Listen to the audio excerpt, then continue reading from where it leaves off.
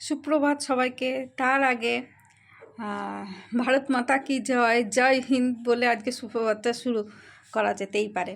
তো আমার একটা অনলাইন ক্লাস হয়, সেটা নোটিফিকেশান আমার হোয়াটসঅ্যাপে আসে সকালবেলা 6:30 থেকে যেহেতু ক্লাসটা। তো আমি মোটামুটি রেডি হওয়ার জন্য ওই নোটিফিকেশান আসছে এলো কি না সেটাও দেখার জন্য অন হয়ে যায়। তো অন হওয়ার আগে ওই ফেসবুক খুলে ফেলি। ফেসবুক খুলেই না আজকে দেখছি যে সকালবেলায় তসলিমা নাসরিনের একটা পোস্ট যে অবশেষে যুদ্ধ শুরু হয়ে গেল, আর পরমাণু যুদ্ধ যেন না হয়। তো দেখেই আমি সঙ্গে সঙ্গে টিভিটা খুলেছি। হ্যাঁ, দেখেই তো মনটা মানে ইয়ে হয়ে গেছে। টিভিটা খুলেই দেখছি যে হ্যাঁ, 9টা জঙ্গি ঘাঁটিতে ইয়ে চালানো হয়েছে, ধ্বংস করে দেওয়া হয়েছে। আর এটার নাম দেওয়া হয়েছে সিঁদুর। বিশ্বাস করুন, আমার সিঁদুর নামটা শুনে না গাটা কাঁটা দিয়ে উঠেছে। কেননা আমাদের সেসব যারা মারা গেছে তাদের স্ত্রীদের মাথায় সিঁদুর দেখে দেখে ওদের হাজব্যান্ডের মারা হয়েছে, বরদের।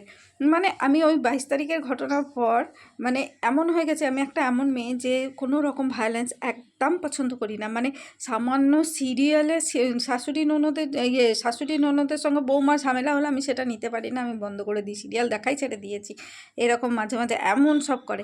কিন্তু সেই মেয়েটা সেই 22 তারিখের পর থেকে সমানে টিভিতে, তারপরে ফেসবুকে, খবরের কাগজে খোঁজে যে ভারত সরকার নতুন কি ব্যবস্থা নিল, কি ব্যবস্থা কি করছে। মানে ভেতর থেকে একটা চাইছিলাম যে হ্যাঁ, কোনো একটা পদক্ষেপ ওদের বিরুদ্ধে অবশ্যই নেওয়া হোক।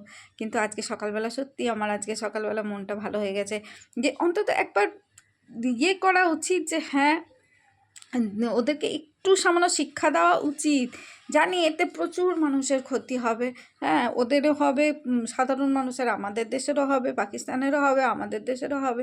আমাদের প্রচুর বীর জওয়ান মারা যাবে, শহীদ হবেন তারা। হ্যাঁ, জানি যুদ্ধ মানে প্রচুর প্রাণ ক্ষয়, প্রচুর ক্ষতি, কিন্তু তাও এটার দরকার। যাই হোক, মানে আজকে সকালটা সত্যি খুব ভালো লাগছে যে অপারেশন সিঁদুর, সত্যি অপারেশন সিঁদুর।